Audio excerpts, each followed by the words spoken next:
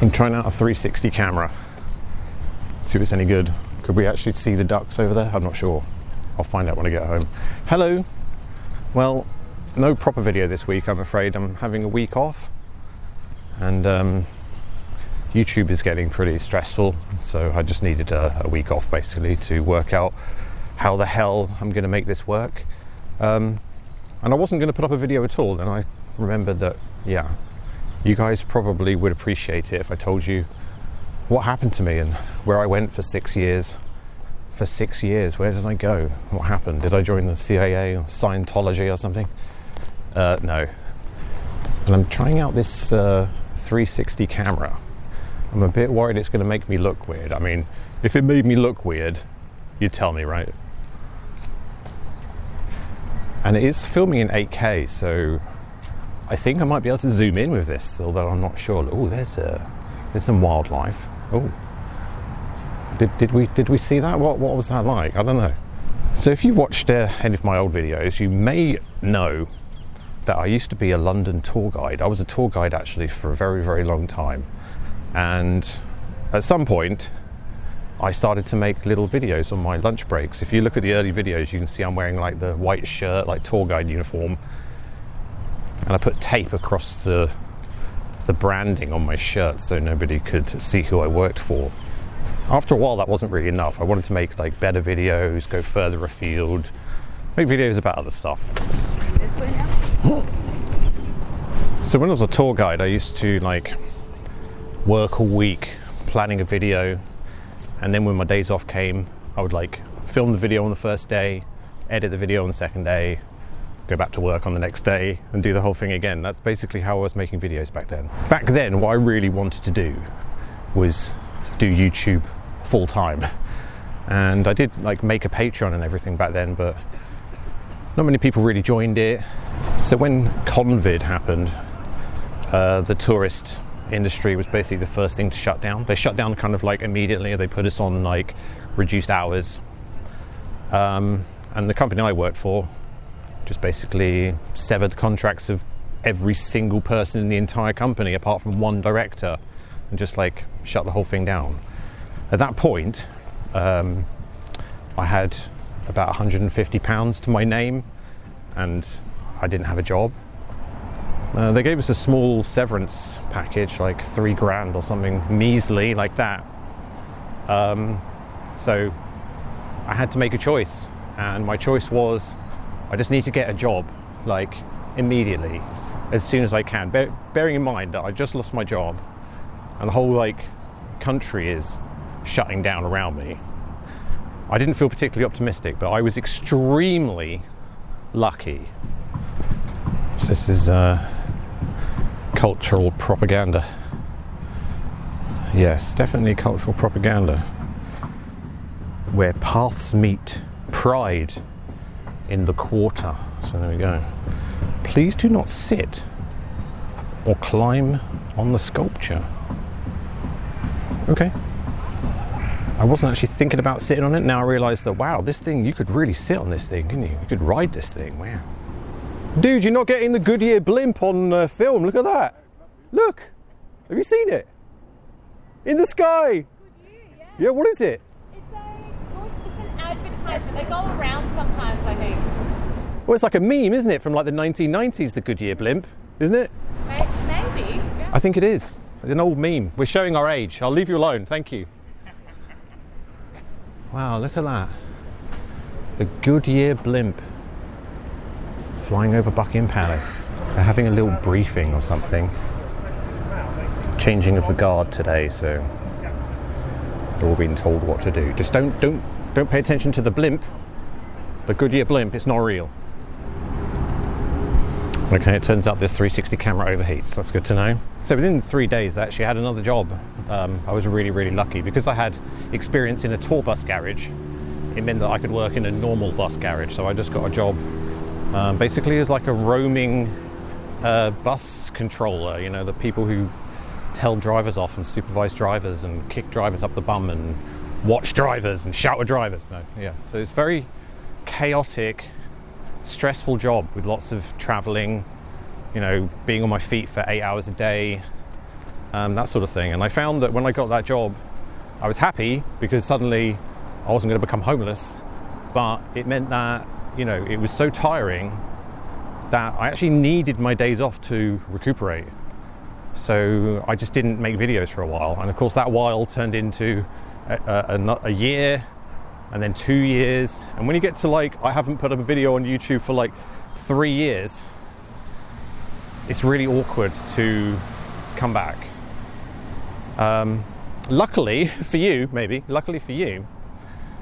that job that I had, I got promoted, I got put in the operational control center, you know, with all the screens and everything, and I was pretty good at the job. I earned a decent amount of money while I was there for about 3 years maybe. There's the Goodyear blimp again. Hello, Mr. Goodyear. I thought he might be parking in Hyde Park, but he seems he's coming back for another pass. Get the Prime Minister into the bunker now, if we even have a Prime Minister, that is. Yeah, I was good at the job. I had the correct talent for it, but slowly but surely, because I'm so mouthy and I never keep my mouth shut, and I'm sort of brutally honest with people, it included that when the managers made terrible decisions, which they did literally every day, day in, day out, doesn't matter whether they're lazy and they make terrible decisions, and when I question them, of course they tell me to shut up, or they tell me to, they warn me about my attitude.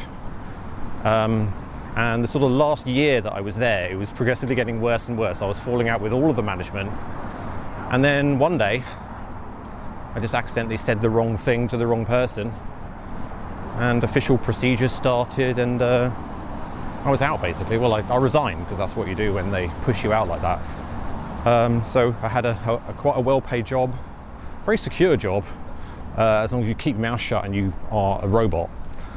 It's great, but if you're not a robot, it's very difficult to get along with people who essentially are like sabotaging the entire company. That's the way I saw it anyway. So yes, I was out, and suddenly I was unemployed again. And I can remember like going home on the tube, you know, when you leave your job for the last time and you do that journey home that you've done so many times, and I was on that journey home on the tube just going, right, how screwed am I? You always look at your savings, or think about your savings, right? How many savings have I got? Am I going to be okay? And I thought about my savings, and I was like, wow, this is a new experience for me. I've never been in this position before where I actually don't need to get a job for like a year. I could survive for a year, possibly even a year and a half, maybe, if I was careful. I could just not work for a year and a half, and I could just make YouTube videos and just see what happens. And the moment I thought that, it was like this pain went like all like a stomach cramp, but like all the way through my body, because of like the shame of like going back to YouTube after being away for so long, and also just you know, the lack of confidence. I wasn't sure. I wanted to do it, but I wasn't sure if I could still make videos. I hadn't made videos for 6 years. Like, can I even still make a video?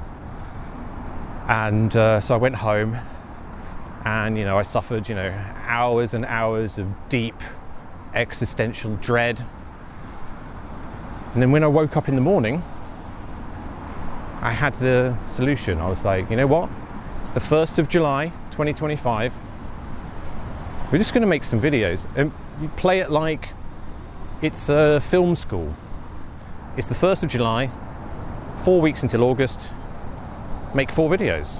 Spend a week making a video, spend another week making another video, because that's what you'll have to do. So let's see if you can do it. So that's what I did. I sat down, and for a couple of days I wrote the pond video, my amazing comeback video.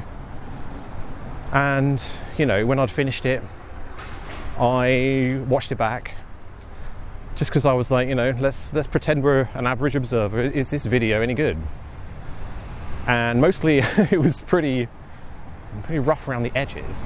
But there's the part of the video where I'm like walking through the woods, reading out some radical feminism from a website with like some music I've made in the background.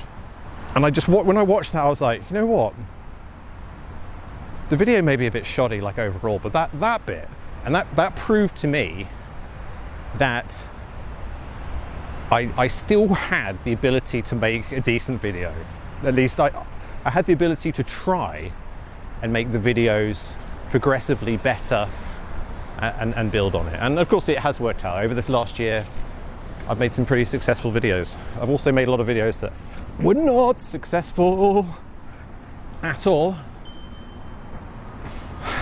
But, you know, them's the breaks. So because I was basically self-funding back into YouTube when I first came back, I was losing like $2,000 a month, even though I was being very careful with what I spend, you know, rent, bills, food, that sort of thing. But yeah, $2,000 a month. But I'd sort of planned on that, right? When I thought, oh, I could survive for a year, it was like, I can afford to lose £2,000 a month. And I just hoped that, you know, it would get better. And it has got better. Here I am a year later. I thought, honestly, that I'd be totally out of money by now and it would all be over. But because of just like a few videos that I've done, and because of the people helping me on Patreon, I've managed to sort of push the deadline away, and I'm still alive. I'm still kicking, but I'm still like losing something like £800 a month.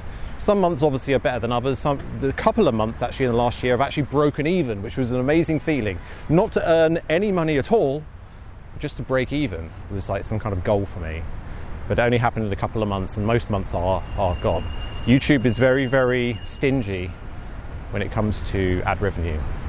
For people like me anyway.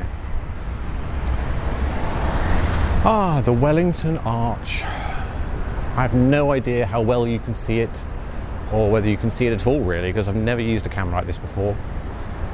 But yeah, if this seems like an enormous shill for my Patreon, in a lot of ways it is.